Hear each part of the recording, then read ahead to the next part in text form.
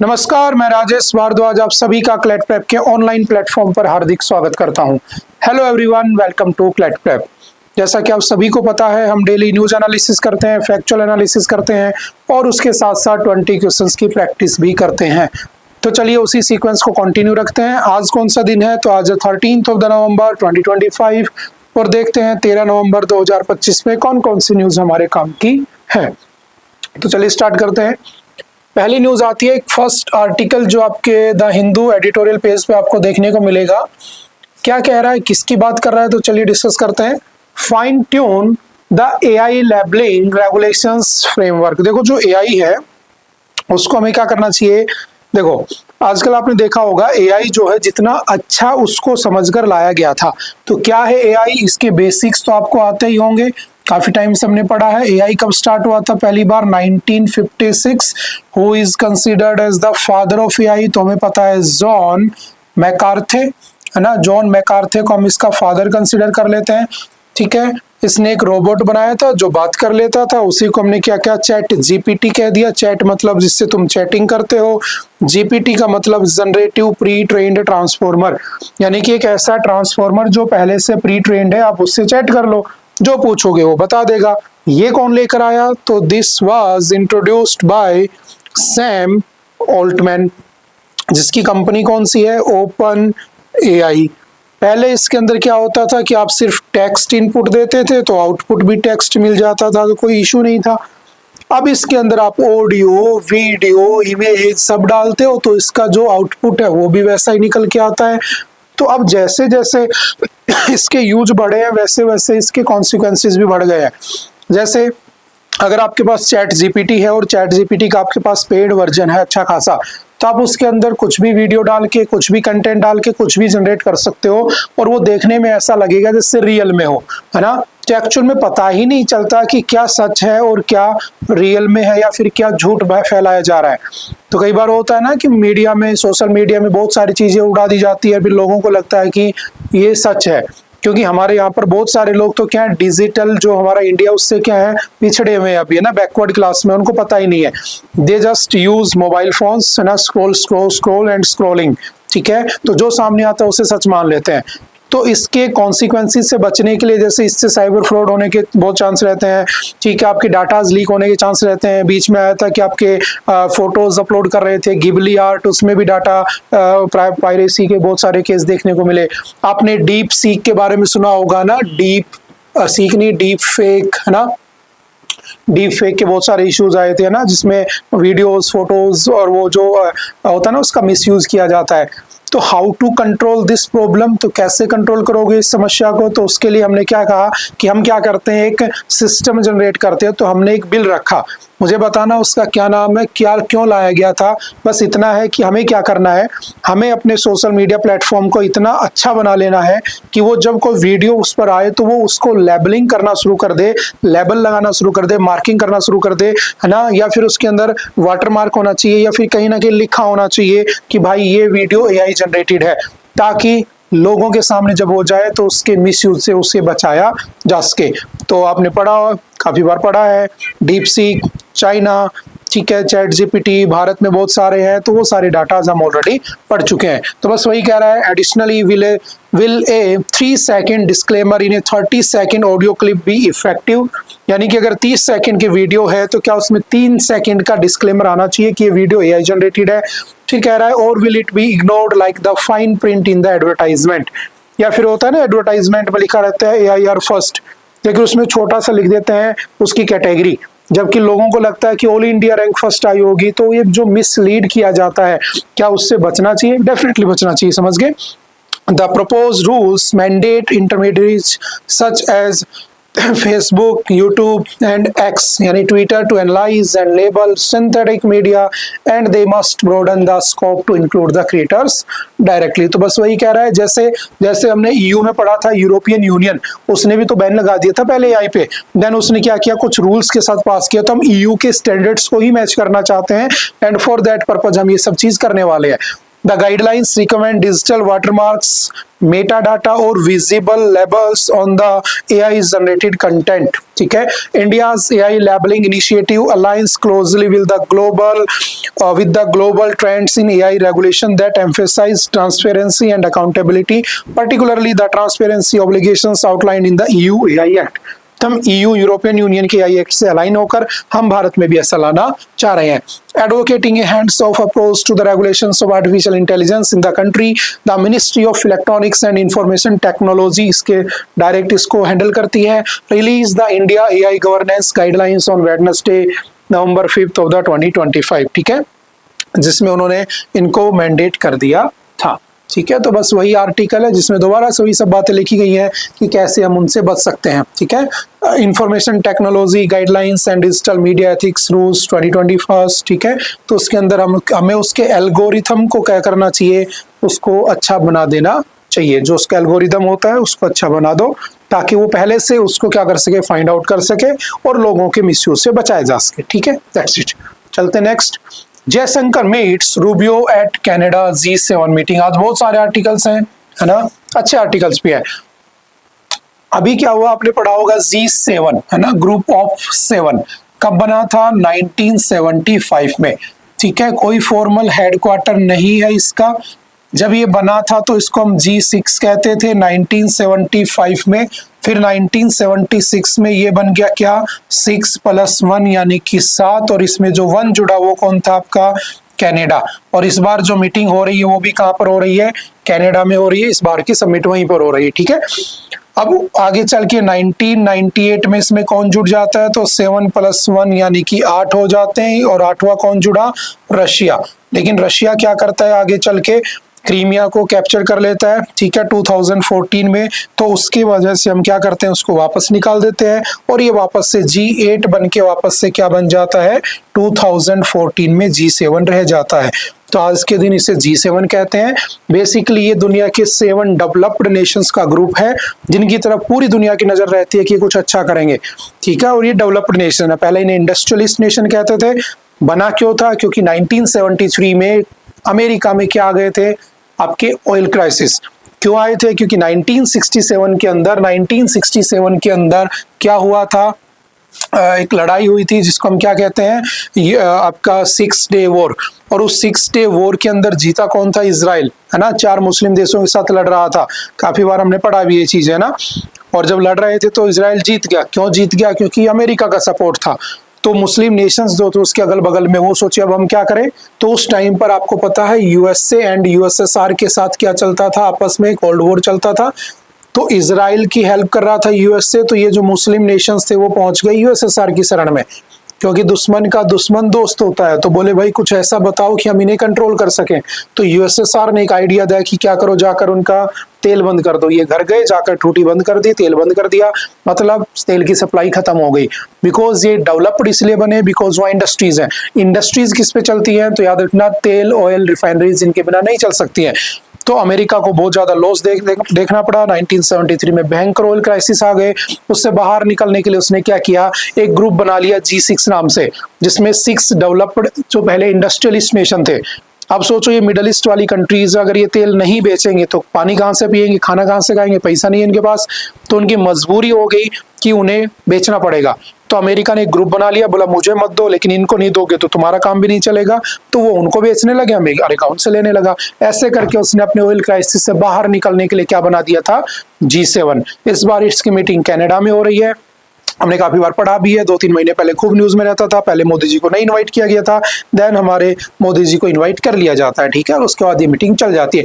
अभी क्या हुआ, तो अभी हमारे जो एस जयशंकर साहब है, जो हमारे फॉरेन मिनिस्टर हैं, वो वहां पर गए हुए हैं क्योंकि फॉरेन मिनिस्टर्स की मीटिंग हो रही है। ठीक है, तो ये वहां पर पहुंचे और ये फिर से न्यूज में आ गया। तो इसके बेसिक्स याद रखना। और इस साल जो हो रहा है, जो मीटिंग हो रही है, क्या क्या उसमें एजेंडा बनाए गए हैं, क्या क्या टारगेट सेट किए गए हैं, वो तुम्हें पता होने चाहिए। क्योंकि जब एग्जाम में आता है तो 3:2 या 2:3 में क्वेश्चंस पूछे जाते हैं। 2 स्टैटिक, 3 करंट, 3 स्टैटिक, 2 करंट। ठीक है, ये हमेशा एक पैटर्न होता है। तो चलिए आगे बढ़ जाते हैं। कौन कौन से हैं, यूएस है, यूके है, फ्रांस है, वेस्ट जर्मनी है। ठीक है, जर्मनी कह सकता हूँ, जापान और इटली। ठीक है, चलते हैं next. GI tag fee cut to 1000, minister promise banking for tribal goods. देखो जो ट्राइबल लोग हैं, हमने काफी बार पढ़ा है 705 के आसपास ट्राइब है, हमारी प्रेसिडेंट जो है द्रौपदी मुर्मू साहब, वो भी क्या है, एक ट्राइबल वुमेन है, ठीक है। और ट्राइब्स के साथ बहुत सारे कॉन्फ्लिक्ट भी चल रहे हैं, मणिपुर कॉन्फ्लिक्ट आपने देखा है ना, काफी न्यूज में रहता है, ठीक है। अब एक क्वेश्चन आता है GI टैग, तो क्या होता है GI टैग? Geographical indication.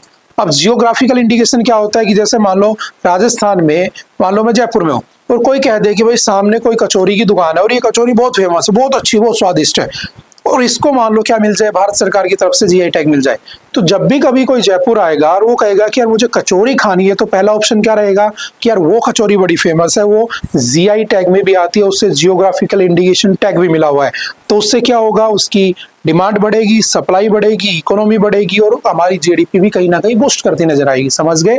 तो बस इस पर्पज के लिए डिफरेंट प्रोडक्ट को याद रखना, ये कोई खाने का प्रोडक्ट हो सकता है, ये कोई हैंडीक्राफ्ट हो सकता है, इन सारी चीजों को क्या कर दिया जाता है, GI टैग दे दिया जाता है। पहली बार GI टैग एक्ट कब आया था? तो GI एक्ट कब आया था, जियोग्राफिकल इंडिकेशन गुड्स एक्ट कब आया था? 1999 में आया था। पहली बार 2004-2005 के अंदर बजट में क्या दिया गया था, या उस ईयर में क्या दिया गया था, पहला GI टैग दिया गया था। वो किसको दिया गया था? तो वो दार्जिलिंग टी को दिया गया था, ठीक है। एक बार आपके क्लैट में एग्जाम में क्वेश्चन आ चुका है कि भाई क्या एक बार GI टैग मिल गया तो क्या जिंदगी भर रहेगा? क्या नहीं। GI टैग की जो वैलिडिटी होती है, ध्यान रखना, इसकी जो वैलिडिटी होती है वो सिर्फ 10 साल होती है। 10 साल के बाद आपको फिर से इसे रिन्यू करवाना होता है। समझ गए? तो इसको रिन्यू करवाने के लिए, और बहुत सारे स्टेट के बहुत सारे प्रोडक्ट को मिला हुआ है, ठीक है। तो हर नहीं रटना है एग्जाम से पहले साल भर में, क्योंकि 1 साल का करंट अफेयर आता है, तो कुछ कुछ स्टेट के कुछ फेमस प्रोडक्ट को मिलता है, तो हमें पता होना चाहिए। जैसे अभी कुछ टाइम पहले हमने प्राडा कंट्रोवर्सी पढ़ी थी, जिसमें प्राडा के साथ है ना, उसने कोल्हापुरी चप्पल बना दिए थे, तो उनको भी GI टैग मिला हुआ है, तो वो सब चीजें भी हमने वहां पढ़ी। तो हो सकता है कि उसको रेफरेंस लेके, इस वाली न्यूज को रेफरेंस लेके, और वो प्राडा या फिर कोल्हापुरी चप्पल या इनसे कुछ क्वेश्चन पूछ ले आपसे। समझ गए? तो पहले क्या था, इसकी जो फीस थी रजिस्ट्रेशन वो 5000 थी, अब उसे कम करके 1000 रुपये कर दिए। क्यों? क्योंकि अभी हमारे जो बिरसा मुंडा है उनकी क्या आने वाली है, बर्थ एनिवर्सरी आने वाली है, ठीक है। तो उस चक्कर में क्या किया गया कि जो ट्राइबल लोग हैं उनके प्रोडक्ट को प्रमोट करने के लिए, है ना, ट्राइबल कम्युनिटीज को अपलिफ्ट करने के लिए हमारी सरकार ने वो जो फीस थी रजिस्ट्रेशन की वो 5000 से घटाकर 1000 कर दी है। बस इतनी सी न्यूज है। GI टैग आप जानते हैं कौन सी मिनिस्ट्री के अंडर आता है, तो मिनिस्ट्री ऑफ कॉमर्स के अंडर आता है, ये भी ध्यान रखना, ठीक है। अब 2-4 बातें पढ़ लेते हैं तो हमारा न्यूज हो जाएगी खत्म। At the inaugural tribal business conclave, he urged that artisans to register and protect traditional products and craft, ठीक है। जितना ज्यादा वो रजिस्टर करेंगे उतना ज्यादा उनकी इकोनॉमी बढ़ती नजर आ जाएगी, बूस्ट करती नजर आ जाएगी। जैसे जैसे बताना, मुझे एक स्कीम आई थी, 1 डिस्ट्रिक्ट 1 प्रोडक्ट, जस्ट सेम है कि हर डिस्ट्रिक्ट का एक प्रोडक्ट होना चाहिए जो फेमस हो, और उसे हम उस डिस्ट्रिक्ट के रेलवे स्टेशन पे, बस स्टैंड पे एक स्टॉल लगाकर बेचेंगे, दुकान जैसा, ताकि वो जैसे मान लो मैं जयपुर आया और मैं जयपुर रेलवे स्टेशन पे उतरा और मुझे पता है 1 डिस्ट्रिक्ट 1 प्रोडक्ट में जयपुर डिस्ट्रिक्ट का ये प्रोडक्ट फेमस है, मैंने खरीदा, अच्छा होगा तभी तो उस लिस्ट में लगा होगा, वरना तो दुनिया भर के प्रोडक्ट है। मुझे अच्छा लगा, मैं गया अपने गाँव, अपने घर गया, पड़ोसियों ने देखा, अरे वाह बहुत अच्छी चीज लेकर आया, कहाँ से लेकर आया? मैंने कहा मैं जयपुर गया था। तो जब भी जिसको मैंने बताया वो जयपुर आएगा, उसे खरीदेगा, तो क्या होगा, इकोनॉमिकल अपलिफ्टमेंट हो जाएगा। तो वो कब आई थी मुझे ये बताना है, तो आप बताना 1 डिस्ट्रिक्ट 1 प्रोडक्ट स्कीम कब आई थी और कौन से स्टेट से उसे शुरू किया गया था, ठीक है। जस्ट मिलता जुलता उसका आंसर है।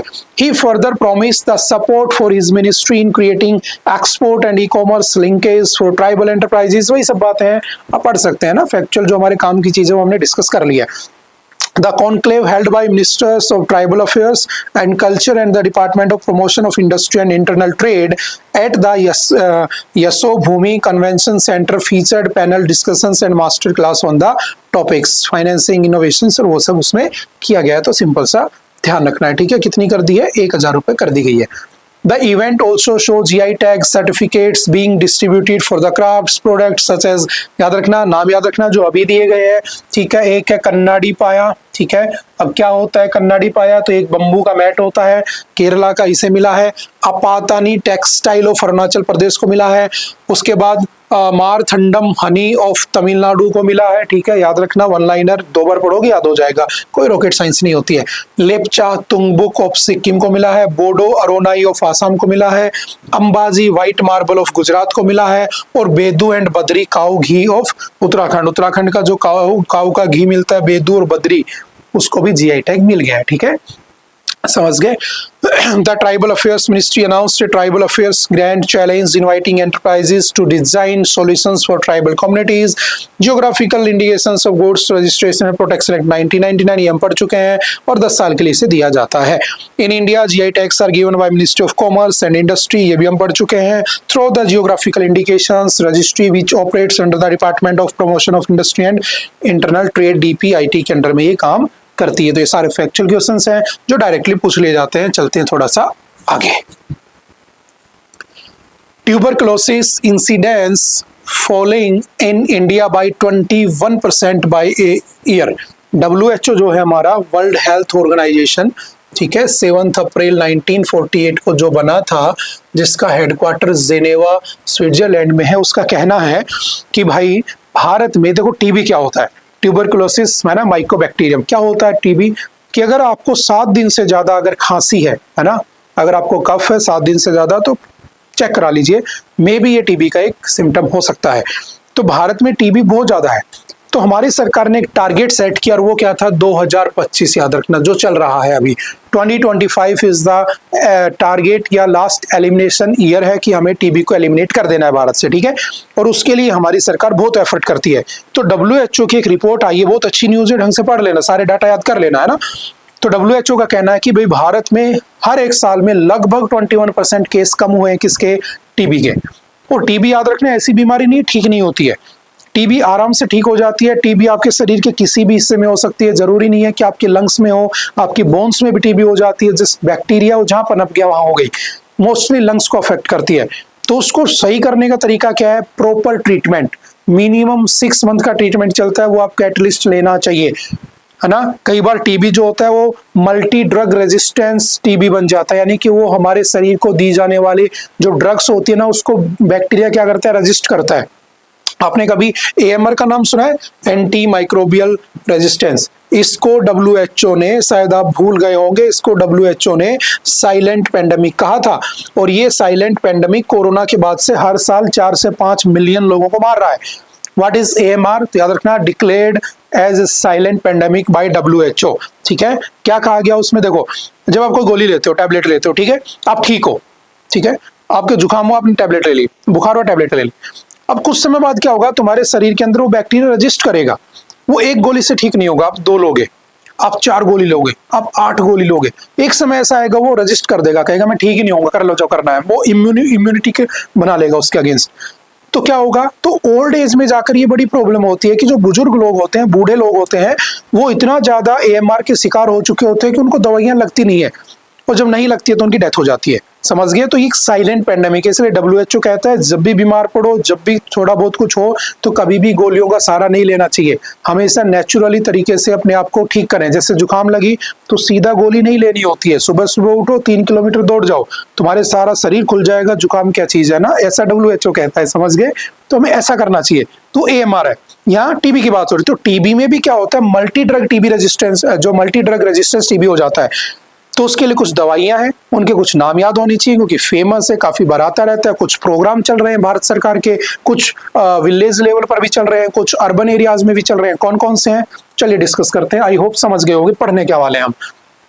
India's tuberculosis TB incidence with new cases emerging every year fell by 21% from 237 TB cases per lakh population in 2015 to 187 per lakh population in 2024. Almost double the pace of decline observed globally at the 12% according to the WHO Global TB Report 2025. The Union Health Ministry said in a release issued on the Wednesday. कल ही हुआ है। This was one of the highest decline in TB incidence globally, outpacing reductions noted among other high burden countries. The ministry said this had helped reduce the number of missing cases, ठीक है, इसमें हमने number of missing case को भी add नहीं किया, ध्यान रखना ये भी है ना। जो बहुत से लोग होते हैं ना जो बताते नहीं कि भाई टीबी हुआ है ना, डरते हैं, इलाज से डरते हैं, उन लोगों को इसमें काउंट नहीं किया गया, ठीक है। TB mortality decline from 28 death पर लाख टू 21 डेथ पर लाख, ये भी ध्यान रखना, ठीक है। जस्ट फैक्ट है और कुछ भी नहीं है, ठीक है। थोड़ा सा आगे बढ़ते हैं, टीबी मुक्त भारत अभियान ये डिस्कस कर लेते हैं।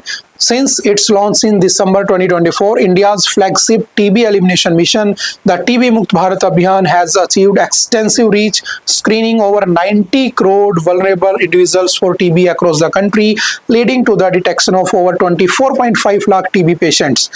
The standard 6-month course treatment consists of 2 phase, 2 phase में चलता है।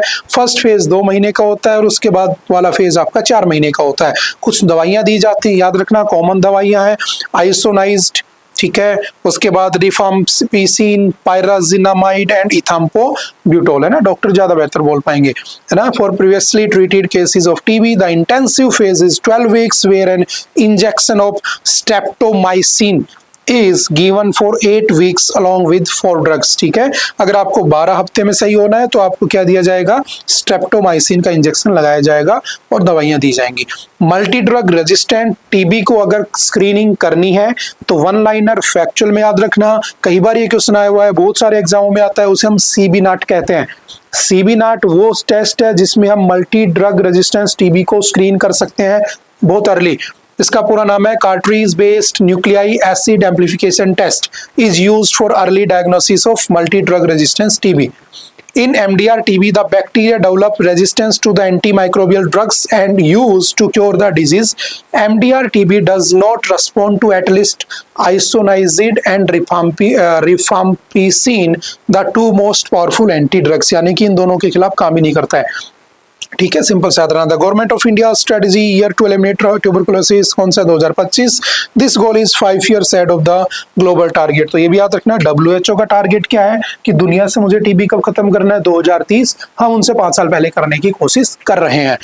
निक्षय क्या है, तो निक्षय मित्र बनाए गए थे, 2022 में आया था, याद रखना। 1 लाइनर फैक्चुअल अच्छे से, प्रधानमंत्री टीबी मुक्त भारत अभियान जो चला था 2022 में, उसके अंडर में निक्षय मित्र चलाए गए थे, ठीक है। क्षय किसको कहते हैं, तो टीबी को हिंदी में क्षय रोग कहते हैं, ठीक है, ट्यूबरकुलोसिस को। तो निक्षय मतलब क्षय को नहीं करना है, मतलब खत्म करना है, उसके लिए निक्षय मित्र बनाए गए। यानी कि बहुत सारे स्टेट में स्कीम चलती है कि अगर किसी के टीबी है और तुम अगर इन्फॉर्म करते हो अथॉरिटीज को तो वो तुम्हें पे भी करते हैं, बिकॉज ये एयर के थ्रू फैलने वाली बीमारी है, समझ गए ना, फैलती है बहुत तेजी से, तो इस वजह से क्या होता है दूसरे लोगों में ना फैले, दैट इज वाई इसके लिए इनाम भी रखे जाते हैं। इसमें एनजीओज को पार्टनर बनाया गया, ठीक है, ताकि इन लोगों को सही किया जा सके। और याद रखना न्यूट्रिशन का होना बहुत जरूरी है, क्योंकि जो टीबी है उस टीबी के अंदर जो दवाइयां दी जाती हैं वो इतनी खतरनाक होती हैं कि आप विश्वास नहीं करोगे, आपने अगर ढंग से खाना नहीं खाया, आपने ढंग से न्यूट्रिशन नहीं लिए, आपके पूरे शरीर को खत्म कर देती हैं वो। तो इंसान टीबी से बाद में मरता है, उन दवाइयों के इफेक्ट से पहले मर जाता है।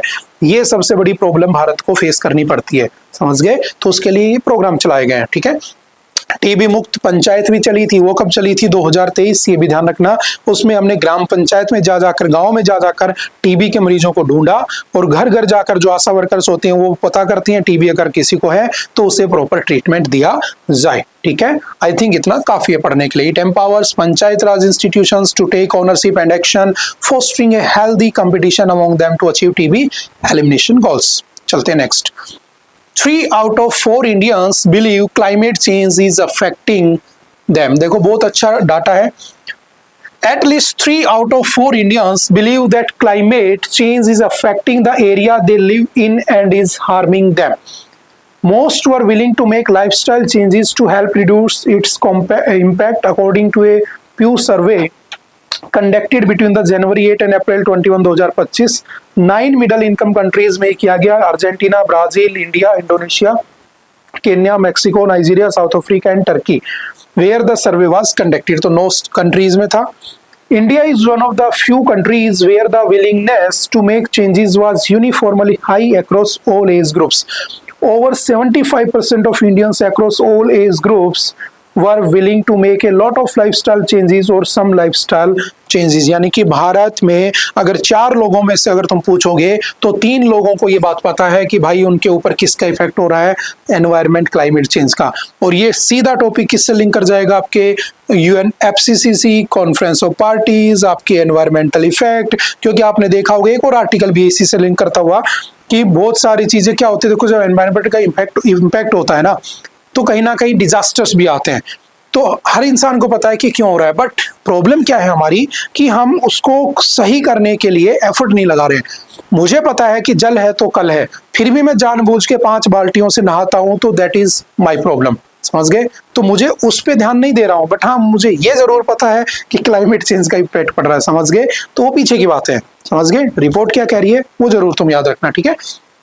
About 35% were willing to make a lot of lifestyle changes even when they said climate change was not affecting their area. Indians also stand out of their confidence in the international community's ability to address climate change. Over 70% are confident that actions taken will significantly reduce the effect of climate change. Over 40% of Indians said they are most concerned about the drought, है ना, जो आपकी सूखा पड़ता है 2025 में, although this share has declined since 2015. Meanwhile, the proportion of those citing unusually long periods of hot weather as a major concern, ठीक है। आगे एक आर्टिकल और है सेम यही, तो वहां भी डिस्कस कर लेंगे। नेक्स्ट है qualified success, male out migration and cash transfers make women turn out higher in Bihar. देखो कुछ नहीं है, इलेक्शन कमीशन ऑफ इंडिया आप जानते हो, वोट चोरी के एलिगेशंस लगे हुए हैं। कल है 14 नवंबर, कल है बिहार का रिजल्ट, देखते हैं क्या होता है। काफी बार हमने डिस्कस किया है, बस ये छोटी सी बात मैं आपको समझा देता हूँ कि ये कहने की कोशिश क्या कर रहा है। तो ये कहना चाह रहा है कि भाई इस बार जो वोटिंग बढ़ी है ना, आपने देखा होगा पिछले 1952 के बाद से पहली बार बिहार में इतनी ज्यादा वोटिंग हुई है ना। 70% के आसपास लोगों ने क्या किया है, लगभग वोट किया इस बार। तो जब वोटिंग बढ़ी है तो उसके रीजन 2 हो सकते हैं। एक रीजन क्या है, देखो पहले क्या होता था कि जैसे दिल्ली में देखा, मैं दिल्ली में ही किया गया था कि अलग अलग पार्टी ने कह दिया था कि अगर हम जीत गए तो इतना रुपया देंगे, हम जीत गए तो इतना रुपया देंगे, और हम जीत गए तो इतना रुपया देंगे। तो आइए रजिस्ट्रेशन कराइए। अगर हम जीते और आपने रजिस्ट्रेशन करा रखा है तो आपके जो आप अगर महिला हो घर की तो आपके अकाउंट में इतने पैसे ट्रांसफर कर देंगे। तो महिलाएं वहां पर रजिस्टर कराने लगी, पॉलिटिकल पार्टीज के पास डेटा आने लगे और उन्होंने उसका यूज मिसयूज जो भी करना था किया। सिमिलरली बिहार में आपने देखा डीबीटी, डायरेक्ट बेनिफिट ट्रांसफर, हर महिला के अकाउंट में हमारी भारत सरकार द्वारा, हमारे माननीय प्रधानमंत्री नरेंद्र मोदी जी के द्वारा, उन्होंने खुद भी ये बात बोली कि हर महिला को 10-10 हजार रुपए डाले गए।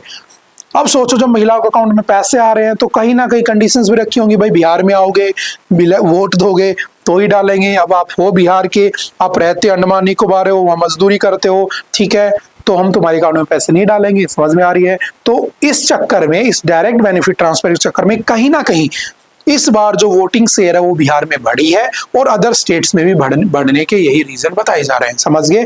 बाकी जो होगा वो हम कल रिजल्ट के बाद परसों डिस्कस कर लेंगे डेफिनेटली। तो चलिए थोड़ा सा आगे चलते हैं। Next, retail inflation hits record low of 0.25%। देखो क्या होता है इन्फ्लेशन। अच्छा, बहुत अच्छा आर्टिकल है। Retail inflation fell to historic low of 0.25% in October, with the government attributing this fall to the first full month's impact of GST rate cut। देखो सरकार, देखो इन्फ्लेशन क्या होता है पहले ये समझना। इन्फ्लेशन होती है महंगाई, ठीक है, और डिफ्लेशन होती है मंदी। सरकार कह रही है कि भाई जब से हमने जीएसटी को कम किया है ना, जीएसटी उत्सव बनाया है हमने, तब से 1 महीने के अंदर हमारा जो रिटेल इन्फ्लेशन है वो 0.25% गिर गया है। मतलब सरकार ये कहना चाह रही है कि अगर हम जीएसटी लगा रखे थे तो हमने जानबूझ के महंगाई कर रखी थी। देखो हमने जीएसटी कम कर दिया तो महंगाई कम हो गई है, हम दोबारा से जीएसटी बढ़ा देंगे तो महंगाई बढ़ जाएगी। ये तो कहना चाह रहे हैं इनडायरेक्टली, आप समझ गए?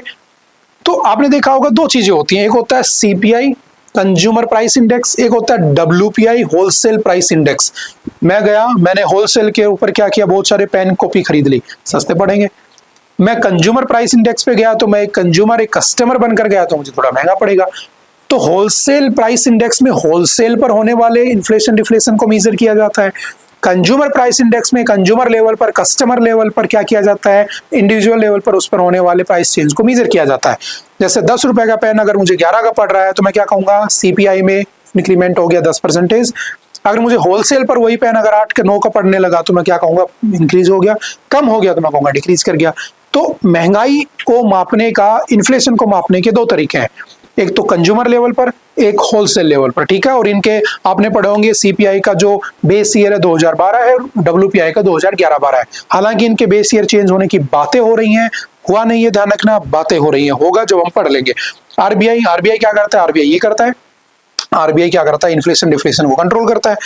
पहले आरबीआई ब्लेम डाल देता था सरकार पे, सरकार ब्लेम डाल देती थी आरबीआई पे। दोनों बैठे 2016 में और दोनों ने, आरबीआई ने और हमारी इंडियन गवर्नमेंट ने मिलकर क्या किया, एक सॉल्यूशन बनाया। बोले क्या करते हैं, MPC, we have already discussed it, है ना, मॉनेटरी पॉलिसी कमेटी। बोले क्या करेंगे, बोले 6 मेंबर बैठा दो, 3 मेंबर बोले कहां से होंगे, आरबीआई से, 3 मेंबर कहां से होंगे, बोले सरकार से, और ये मिलकर डिसीजन लेंगे 4:2 में, और हम क्या करेंगे, मार्केट को कंट्रोल करेंगे।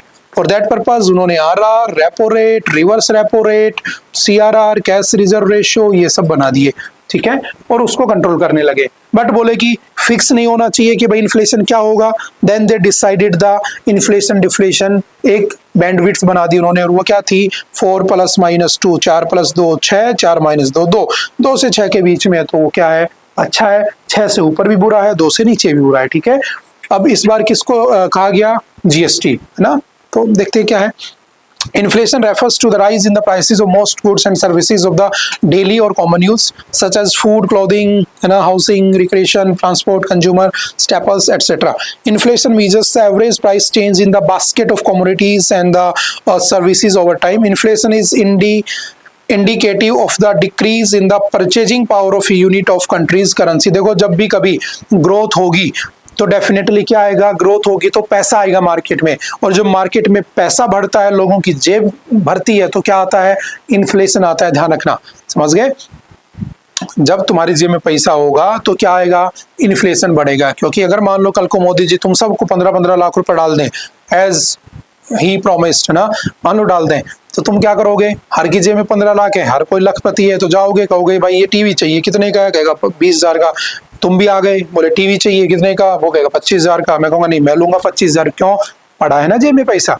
तो सरकार क्या करती है, पैसा कम कर दो। कैसे कर दो, बोले रेपो रेट को बढ़ा दो।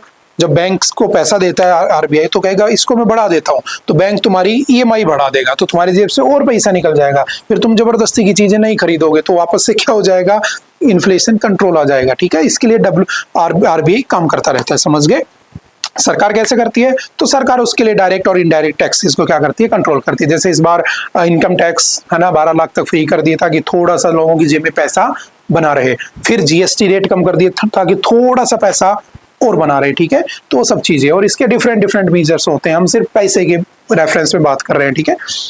The Urjit Patel Committee Report 2014 advocated for the flexible inflation targeting, जिसको हम 4+-2 कहते हैं। ये उर्जित पटेल कमेटी की देन है, ध्यान रखना। उसके बाद 2015 में एमपीसी को इंट्रोड्यूस किया गया। 2016 में आरबीआई ने एक एक्ट पास किया, उसमें अमेंडमेंट किया, एमपीसी लाया गया, और उसके बाद 4+-2 को कर दिया गया। The ministry of statistics and programme implementation जो है वो क्या करता है, उसका जो आपका नेशनल स्टैटिस्टिकल ऑफिस है वो क्या करता है, आपका सीपीआई को मेजर करता है। तो फिर डब्ल्यूआईपीआई को कौन करता है, चलो आप बता देना, 1-2 क्वेश्चन तो बता देना। डब्ल्यूपीआई को मेजर कौन करता है, ठीक है, वो चलो तुम्हारे भरोसे छोड़ दिया मैंने। Interstate rivalry that is fuelling India's growth, बहुत अच्छा टॉपिक है बट डिस्कस करने वाला है। देखो मैंने कहा कि एक है हरियाणा, एक है राजस्थान, इन दोनों स्टेट के बीच में क्या होना चाहिए, राइवलरी होनी चाहिए, कंपटीशन होना चाहिए। राजस्थान को कोशिश करनी चाहिए कि मैं गूगल को यहाँ पर एस्टेब्लिश कर लूँ, गूगल की फैक्ट्री लगा लूँ, है ना, अमेजोन का यहाँ पर मैं फैक्ट्री लगा लूँ। हरियाणा कहे नहीं, मैं क्या करूँगा, मैं किसी दूसरी बड़ी कंपनी को ले आऊँगा, फेसबुक को ले आऊँगा, मेटा को ले आऊँगा। तो ये जो कंपटीशन है ना आपस में देखने को मिल रहा है, आपको हो रहा है। अब साउथ की तरफ चले जाइए, किसी स्टेट में कोई बड़ी कंपनी आ रही है, कहीं टेस्ला आ रही है, कहीं पर गूगल आ रहा है, कहीं पर सैमसंग आ रहा है, तो कह रहा है कि ये जो कंपटीशन है ना, this competition is fuelling Indian GDP, Indian economy को बूस्ट कर रहा है। सही बात है, हम कुछ भी करके अगर हमारी जेब में पैसा बन रहा है तो हम देश के लिए तो कर रहे हैं, तो बस उसी के बारे में डिस्कस कर रहा है कि ये जो हेल्दी कंपटीशन है ये होना चाहिए, इस हेल्दी कंपटीशन से हमारी जीडीपी बढ़ती है। बस यही कहने की कोशिश कर रहा है। दो चार बातें पढ़ के हम आगे बढ़ जाते हैं। 4 आर्टिकल है, just read and pass on, ठीक है। फॉर्मर गवर्नर ऑफ आरबीआई इन्होंने लिखा है, ठीक है, डी सुब्बा राव ने, ठीक है। Last month, when Google unveiled its plan for its largest artificial intelligence data center outside of California, US, in Andhra Pradesh, Chief Minister N. Chandrababu Naidu claimed bragging rights a global tech titan choosing his state for a mark investment over regional rivals such as Tamil Nadu and Karnataka. तो मतलब competition हो रहा है ना कि भाई मेरे state में आ गया गूगल, देखो, समझ गए। तो ऐसा होना चाहिए। For the first time in decades chief ministers are not queuing in Delhi's corridors of power but are in boardrooms of multinationals and corporate conclaves. अच्छी बात है कि वो लोग आपस में राजनीति ना करके क्या कर रहे हैं, अपने यहाँ पर किसको लाने की कोशिश कर रहे हैं, इन्वेस्टमेंट को, ठीक है। बस जस्ट रीडेबल है, ठीक है, तो रीड करके आगे बढ़ जाना, पर पढ़ लेना इसे। वक्फ बोर्ड म्यूटावाली रेस अगेंस्ट, क्या है, हाँ देखो क्या कहने की कोशिश कर रहा है। With the December 6 deadline for the Umeed portal drawing near, the Telangana State Waqf Board GSWB and the Mutawali. What is Mutawali? तो Mutawali हम वक्फ के मैनेजर को कहते हैं, तो Mutawalis क्या हो गया, वक्फ के मैनेजर्स को कहा जाता है, ठीक है। Race against time to comply with the Umeed portal. देखो उम्मीद पोर्टल क्या है। Umeed portal is a centralised digital platform launched by the ministry of minority affairs to manage and monitor waqf properties across India.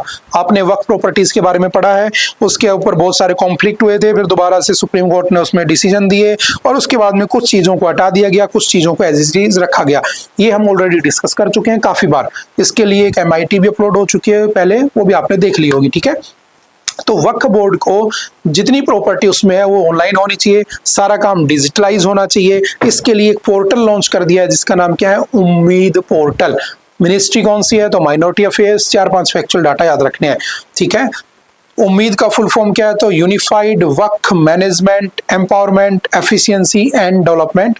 It's key features include creating a digital inventory with geo tagging, providing an online grievance redressal system and tracking property uses transparency, ठीक है। तो उसके लिए इसको बनाया गया, तो simple से याद रखना। विद द December 6 डेडलाइन कौन कौन है, तो तेलंगाना स्टेट वक्फ बोर्ड है, ठीक है, और उसके साथ साथ मूतावाली। तो क्या है म्यूटावाली, तो याद रखना वक्फ मैनेजर कम्युनिटी को कहा जाता है, ठीक है। The Umeed portal is centralised platform launched by the ministry of minority affairs, ठीक है। इसके ऑब्जेक्टिव्स क्या क्या है, to ensure transparent and time bound registration, ठीक है, empower beneficiaries with digital access to right obligations and legal safeguards, resolve long standing property disputes, real time data and the geo tagged mapping. इसके feature क्या क्या है, time bound registration करना होगा, geo tagging होगा, ठीक है, डिस्प्यूट रेजोल्यूशन होगा कि भाई कोई कह दे फर्जी तरीके से भाई ये तो वक्त की है ही नहीं, कब्जा ली उसने, तो उसको डिस्प्यूट को जल्दी से क्या किया जाएगा, खत्म किया जाएगा। User support, women centric provisions भी इसमें एड ऑन किए गए हैं, सिंपल से याद रखना। नेक्स्ट है India 9th worst affected by extreme weather. देखो इसी की मैं बात कर रहा था कि इंडिया जो है सबसे ज्यादा अफेक्टेड कंट्रीज की लिस्ट में आ चुका है, किसकी वजह से, वेदर। अभी पढ़ा था ना कि भारत में हर 4 में से 3 आदमी मानते हैं कि क्लाइमेट चेंज का इफेक्ट हो रहा है। तो भारत ने सबसे ज्यादा इन चीजों को झेला भी है, चाहे आप डिजास्टर्स, नेचुरल डिजास्टर्स की बात कर लो, चाहे आप ग्लेशियर लेक आउटबर्स्ट फ्लड की बात कर लो, चाहे आप फ्लड की बात कर लो, चाहे आप यहाँ पर अल नीनो ला नीनो इनकी बात कर लो, ठीक है। तो क्या कहने की कोशिश कर रहा है, a new report climate risk index 2026, क्या नाम है रिपोर्ट का, याद रखना, फैक्चुअल पूछ लेगा, क्या नाम है, क्लाइमेट रिस्क इंडेक्स CRI। कौन पब्लिश करता है, published by the green watch, release at COP30 in the blame on Tuesday evening. क्योंकि वहां पर क्या हो रही है, COP30 कहां पर, ब्राजील में, तो वहां पर इसको लाया गया। क्या क्या आज कहा जा रहा है, finds that more than 832,000 people died, nearly 5.7 billion people were affected and economic loss exceeded $4.5 trillion from over 9,700 extreme weather events between 1995 and 2024। इतना लॉस हो चुका है। जर्मन वॉच एक Bonn based environmental and development organisation है that advocates for the global equity and sustainability in the climate policy. और Bonn क्या है, तो बॉन हेडक्वार्टर है किसका, UNFCCC का, United Nations framework for climate change. ठीक है, convention on climate change. India कौन से नंबर पे, 9th पे, याद रखना। India ranks 9th among the countries most affected during the this period. तो ये रैंक जरूर याद रखना। रिपोर्ट का नाम, भारत की रैंक, लाता कौन है, बस इतने आपको डाटा याद रखने हैं। A new German watch report climate risk index 2026 reveals, वही सब बातें जो अभी हमने डिस्कस की हैं। फर्स्ट पहली बार कब आई थी, तो याद रखना पहली बार ये 2006 में पब्लिश हुई थी। फैक्चुअल याद रखना, जर्मन वॉच जो इसको थिंक टैंक है उससे रिलीज करता है। ओके, आई थिंक आज के लिए इतना ही था। आई होप कि आपको बातें समझ में आई होंगी। फिर भी अगर नहीं है, कुछ डाउट रहता है, तो आप एनी टाइम आकर मिल सकते हैं, पूछ सकते हैं और अपने डाउट को क्लियर कर सकते हैं। ओके, मिलते हैं दोबारा से फिर कभी किसी नेक्स्ट लेक्चर में। Okay, bye bye, thank you, have a nice day.